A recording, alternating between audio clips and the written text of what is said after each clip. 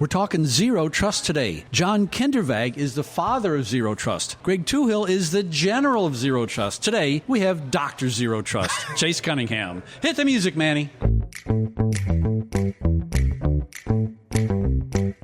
Welcome to the Federal Tech Podcast, where industry leaders share insights on innovation with a focus on reducing cost and improving security for federal technology.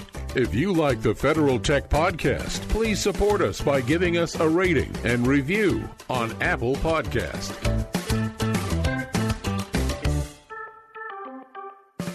Welcome to the Federal Tech Podcast, the podcast that connects you to federal technology leaders. My name is John Gilroy, and I will be your moderator. Our guest today is world-famous Dr. Chase Cunningham, currently the Vice President of Security at Market Research G2. And I would be remiss if I didn't tell our audience we are recording this at Monk's Barbecue in lovely downtown Purcellville, Virginia. And so give us an opinion of the grub here. What do you think, Chase? Yeah, like being from Texas, barbecue is definitely a thing. I would give this a 10 on a 1 to 10 scale. 1 to 10 scale. Well done. Okay, well, no more barbecue. We're going to talk about zero trust and all kinds of fun topics today. So, Chase, if you look downtown, there's a big NATO conference. They talked about security. People are talking about cybersecurity. Some people say, well, the answer is zero trust. So when you look at the federal government from afar, what do you think about their endeavors to apply zero trust to their federal technology? Well, I think in reality, you're seeing a lot of progress there. Randy Resnick is doing a pretty good job leading the team and moving things to the next step. I actually just finished reading the entire NDAA. I think it was like 1,100 pages. Now, obviously, I didn't read word for word, but I checked through there. Zero trust was mentioned about 6 times. So for that to show up in the NDAA where there's money allocated and there's actual programs behind it, I mean, we just keep seeing intentional focus from organizations around ZT. Interestingly enough, too, Australia now has a whole of government move to ZT. So it's not just the U.S. We're doing things in a global nature. And it's not just governments either. It's commercial companies as well. And people may not know it, but Chase has a wide background working with commercial organizations as well, moving this to zero trust. Yeah, so I was just talking with a major retailer this week, and their whole thing is to re-architect and re-engineer around ZT. They said it was critical to their future. Greg Touhill, General Zero Trust, and he was downtown just last week talking to the NATO folks. And he likes to quote Frederick the Great, and he says, you prioritize everything, you prioritize nothing. And so where does the federal government start with prioritizing which data to protect and which not to, because you can't protect everything? Yeah, I think that's where I still see a giant gaping hole in most organizations look at ZT. I mean, look what just happened to Snowflake and AT&T and those. We still, for some reason, haven't really vectored in on the original impetus for ZT, which was taking care of data first. Now, I think that there's also a lot of value in the way that it's being approached.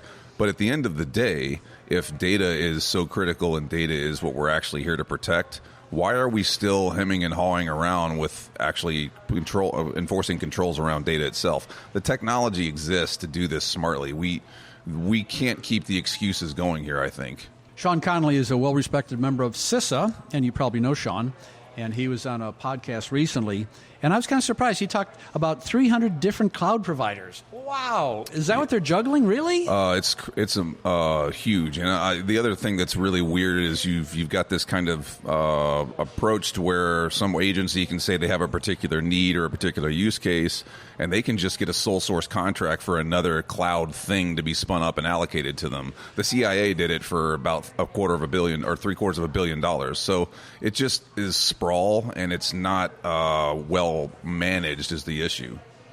And I think it was obvious that prior to zero trust popularity, there was a lot of sprawl to worry about too. So same boss, same as the old boss or something? Same situation? I mean, I think they're trying to get a handle on it, and now that there's actually a program office, it's starting to herd the cats. It's going to be a while before we get there. I think the scope for the DoD looks all the way out to 2030.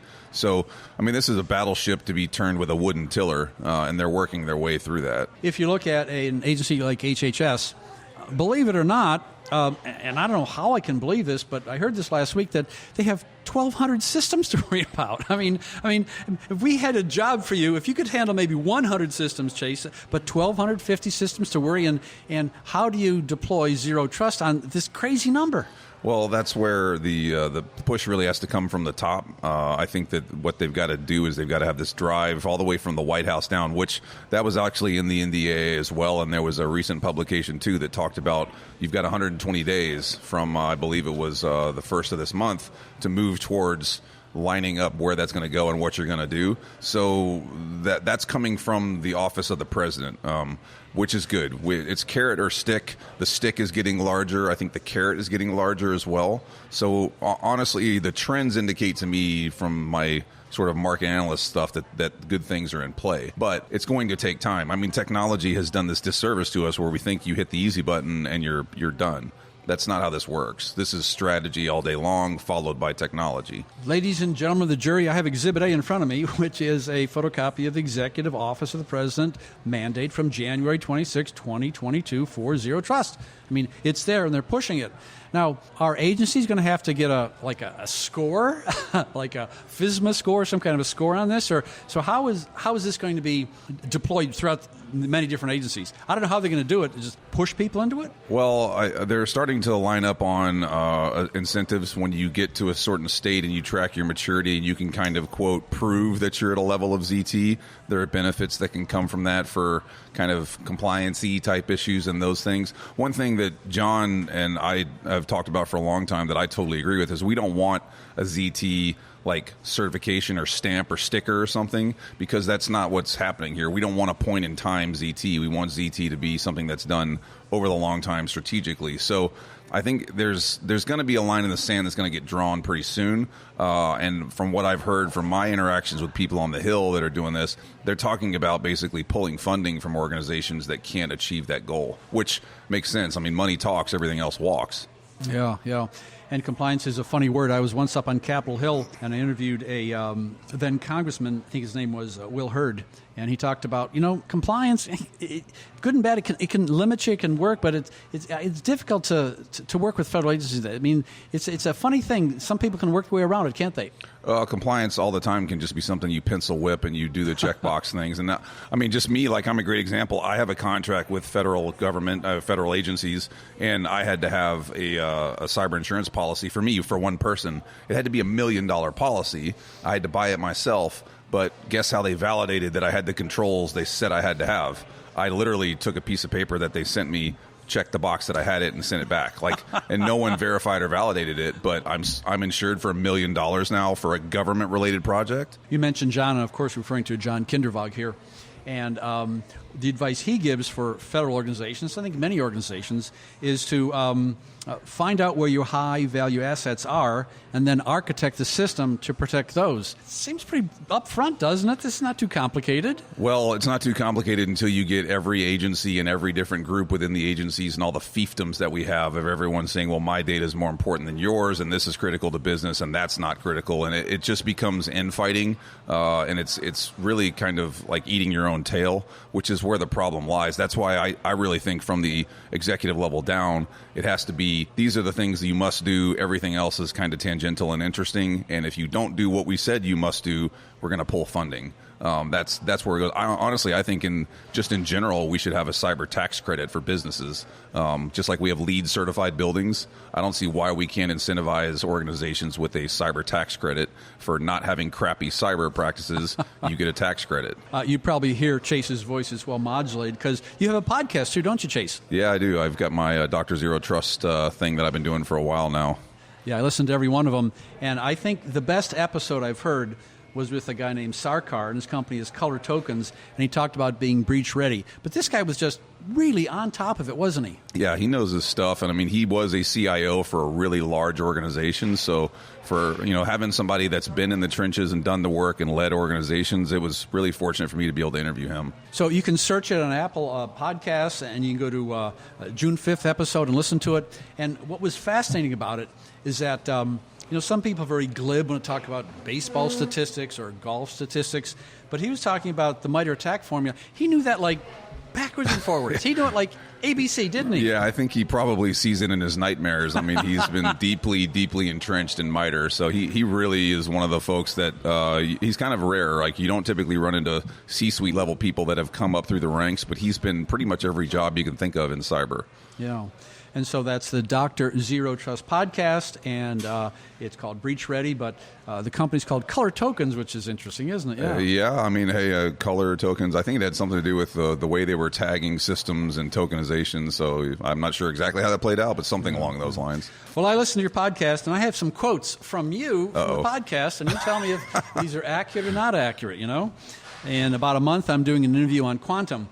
And here's a quote from Dr. Chase Cunningham on quantum. Got to get the problem with identification done before you consider quantum. Yeah, seems like a reasonable request. Right. I mean, we're trying to solve, talking about quantum level encryption and whatever, and we got people that can't handle a password and a username. I mean, come on.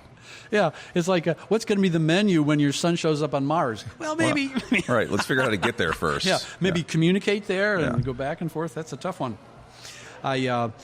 I know your background, and a lot of people don't know that you have a military background, but you've done a lot of red team testing. Mm-hmm. And when I think of red team testing, I think of this quote from a guy named Lennon. And I'm going to read this quote because it applies so much to red team testing.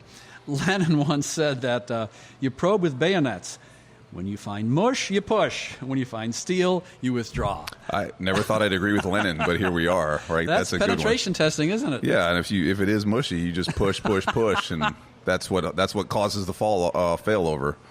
So penetration testing, the way you were doing it years ago, done today, do they take advantage of artificial intelligence, or how's that whole world changed? It has to have changed. Oh, yeah, it's way more commoditized now. I mean, you used to have to know how to craft phishing exploits. You used to have to know how to do things on websites and pages and whatever. Now you can just ask the bots to kind of put that stuff together for you. There's even a tool out there called Dork GPT that you can figure out and have it write dorks for you on Google. And if you're somebody like me that does a lot of open source intel, I mean, you don't have to know anything other than how to stroke keys, and you can basically start doing recon of assets on the internet. I have to admit, before we started recording, we talked about jobs and reskilling and young people and college. And I brought a book here that I think all the listeners should read. It's called Shop Class as Soulcraft. And this guy, his name is Matthew Crawford, really bright guy, PhD, University of Chicago, got a big fancy job in Washington, D.C., quit his job, and he opened up a motorcycle repair shop. Love it. And he loves it because he can walk home from work and know he did something to help someone. So tell us about cybersecurity skills and university training, and so where's the answer?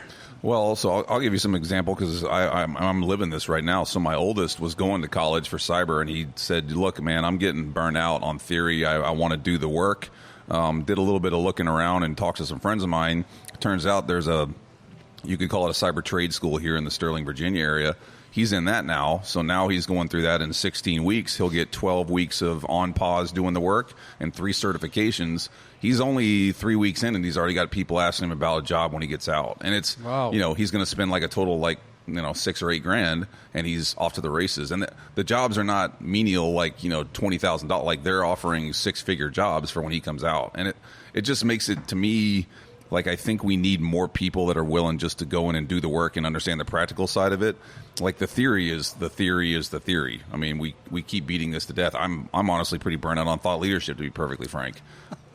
And so practical skills seem to be the way to go in many areas, whether it's welding, whether it's plumbing, whether it's carpentry. And it seems to be a transition we're seeing here. When you said $100,000, I said better to have a $100,000 a year job than $100,000 in debt, which many people are walking, maybe in the barbecue place here, maybe these people walking around with $100,000 in debt. Oh, easy. I mean, college is, there's no way I would have gotten through the education I got if it wasn't for the GI Bill paying for everything. I mean, there's literally no way that I would have ever even considered it.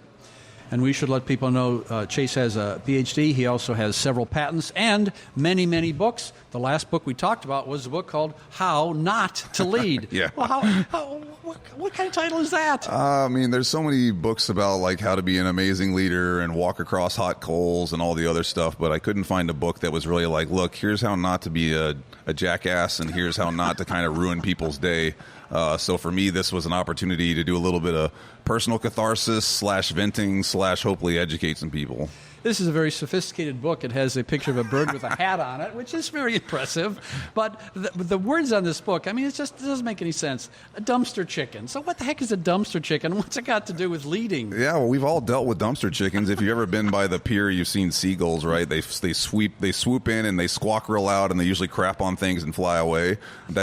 That is a type of leader that you'll run into. I mean, you'll have those people that they stay away, they kind of come in, they chime in and offer their intelligence and insights, and then they crap on whatever you're doing, and then they fly off, and you're sitting there going, how was that helpful? So part of the education around dumpster chickens was to remind people, if you feel like you're doing these things, you don't want to be a dumpster chicken, so do something better. So from dumpster chickens, we're going to go back to John Kindervag and compliance. Talked about Will Hurd, real bright guy. I love Will a lot. And John Kindervag said that compliance does not equal security, which is obvious, but he has to restate this many times when he speaks. It's like, is that new for some people? No, I tell people in my speeches that compliance is a seatbelt on a 747, right? Like the FAA says by law I have to have it for the pilot to back away from the gate. I want it on in case we bounce around at 30,000 feet. However, if everything goes to hell and we slam into the ground at 500 miles an hour, a 3-inch strip of nylon does not mean that I will walk away. So compliance is the bar. Compliance is necessary. It's legally required. However, be real about it that if things go to hell, you're not going to walk away because of a 3-inch strip of nylon, even though you were compliant. But I was compliant, Dad. I was compliant. Sure you were. You're dead. When we look at different military organizations, I had a gentleman on here before you, Rob Carey. He spent some time in the DOD. It looks like the United States Air Force is perhaps leading in the area of zero trust. Is this just a nasty rumor, or are they actually doing it? No, so they have a program, I believe it's called SABRE, that they're doing a bunch of ZT work. The U.S. Navy has got one called Full Steam Ahead, or Full Ahead, I think, where they're lining up on zero trust. The Army has one as well. The Marine Corps, actually, I'm going over to brief the Marine Corps folks at Fort Meade in August. So, yeah, I mean, all of the services are doing this. Now, I can't speak to the Space Force because no one knows what the hell they do. But, I mean, they're probably putting tinfoil hats on and playing, I don't know, Dungeons and Dragons or something. But, yeah, the rest of us are doing ZT. Let's go get some Govy talk. So go downtown to a coffee shop in D.C., I don't know, maybe in Tyson's, and talk some Govies. They're going to talk about PIV cards and CAC and identity. And you talk about identity right here, Mm-hmm. So give me your learned opinion here on PIV and CAC. I mean, it's going to be awful hard to get rid of those and switch to something more flexible. I mean, this is bread and butter for the thousands and thousands of government workers everywhere. Well, and there's lots of money that's been invested in that infrastructure, so it's always going to be one of those ones where, it's hard to pull away. I think ultimately where we'll get to is that we will have this. I'm a huge fan of self-sovereign identity. I think that that's a real thing. If you look at what's gone on with like SITA and those organizations that are starting to do this, for example, when I just traveled to Curacao, they had SITA stuff there. All I did was literally walk up and took my picture, looked at my passport, and I was on and about my way. Nothing else to go on. So that's where we'll get to, where all these factors of authentication will be kind of inherent to the individual and part of the experience. It having to pull out a CAC card and do all the other things along with it, especially the PKI back-end infrastructure for that, it's a management nightmare, and it's a cost overhead. My wife went to school in Oklahoma, and I've been there many times, talked to rural people in Oklahoma, and they say stuff like, you got you a dilemma. So I'm going to talk about having a dilemma here. So if you walk into a federal agency, you'll probably find out that much of their budget is spent on maintaining existing systems, legacy systems, okay? Then we got Chase Cunningham here knocking on the door going, hey, that's zero trust. And so you got maintenance, zero trust, legacy systems. Well, what kind of dilemma is this, boy? Well, I mean, really, if I'm from Texas too, and I grew up on a cattle ranch, right? So all we need to do is think about your pasture. You just need to carve it off and keep the good cattle where the good cattle are supposed to be. I mean, you can't get rid of them. They're there. They're providing something valuable. You need those assets, but you're basically trying to put a better control apparatus around them. And for those of us from the sticks, it was barbed wire. For the DOD, they need to put up microsegmentation and those things. And it shouldn't be a valid excuse for any organization now to say, well, we can't do this at some scale or some level. There's also a misconception people think when we talk about ZT, it's 1,000,000%, no flaws, no issues, no errors, whatever else. That's not the reality of cyber. You're going to do the right things smartly and more intelligently for a whole bunch of reasons, and that's where you kind of need to draw the line. I tell people, too, that military-wise, we talk about this thing called contested space. you're always going to have contested space in cyber. So just be able to manage the contested space and have really good visibility and know what's going on, and you can do more with less. Contested space, situation awareness, these are military terms, and they apply to the world of cybersecurity pretty easily. I want to go from cybersecurity, jump over to our friend Zarkar from Color Tokens. I got to go back to this because I should take and get a transcript of this, because he had just like gold. Everything he said was great. He talked about used to be happy if you had 20% recovery. Now people want 80% recovery. And, well, 80% recovery is not good enough in the DOD. I mean, it should be. I don't know. I mean, so when you get attacked and start thinking about zero trust, so what recovery level is acceptable? Well, that's where the problem really begins to sort of show up in the DoD, right, is that you do have those fiefdoms and you do have everybody that thinks that their stuff is more important than everyone else. In reality, if they really looked at, and I think Randy and his team are doing a great job of beginning this, looking at where they have to have some things to stay operational, that's where you have to have 100% or close to 100%. Everything else is kind of negotiable. Even if someone says that it's the best thing since sliced bread or whatever else, if it's not doing things that are going to lead towards loss of human life, loss of capital, those types of issues, then it's something you can recover from later. It's kind of dumb to think you're going to have 100% recovery of everything all the time. Not practical. When you go to events, you hear all kinds of big fancy phrases used. And I was at this event at the Waldorf Astoria last week. That's a fancy place. Fancy schmancy me. I was surprised they let me in. And so I heard words like, and you can start laughing here, cross-agency training, aligned technology, joint assessments, and monitoring efforts across settings. I think it's like, I'm going to run a marathon tomorrow morning before I lift. And then, I mean, this is not cross-agency training, really? In the real world, how's that even going to be accomplished? I mean, that sounds like an RFP bid that somebody's putting together. And it's a lot of double talk and whatever, and the Beltway Bandits are doing Beltway Bandits things. But, I mean, where we're trying to get to is that there should be more interagency cooperation. There should be more kind of accountability across the spectrum, and it's becoming more doable. But these ideas of things occurring within their own sort of pipes are not what we need to get to. We need to get away from the siloed approach. And yes, I mean, I worked in TS/SCI, special access programs, whatever. Obviously, there's areas where you have to do some segmentation and really close it down. But in the majority of things, sharing and collaboration is valuable. Okay, takeaways. We're ending this interview here pretty quickly here. First takeaway is go buy the book, How Not to Lead. You get a book with a bird on the cover with a hat on. I think that's really important. And the podcast is Dr. Zero Trust Podcast, available at Spotify, and I think you do a lot on LinkedIn, don't you? Yeah, I'm definitely all over LinkedIn. I'm usually one of the more annoying people on LinkedIn. Yeah. So LinkedIn, and follow Chase Cunningham, pretty easy. And that's why I get reminded of your podcast every time I see on LinkedIn. So let's go from birds on books to predictions. So take a look at the next 5 years and give me a prediction on zero trust in the federal government. What, you think it's going to be obs? You think it's going to be smooth sailing? Is there going to be an incident? So what do you see happening? I think it will be the de facto standard for the DoD as far as information systems go. I think it will be something that's also adopted by partner nations as well, because we're starting to see that. Australia's got a whole of government move towards ZT. The UK is talking about it.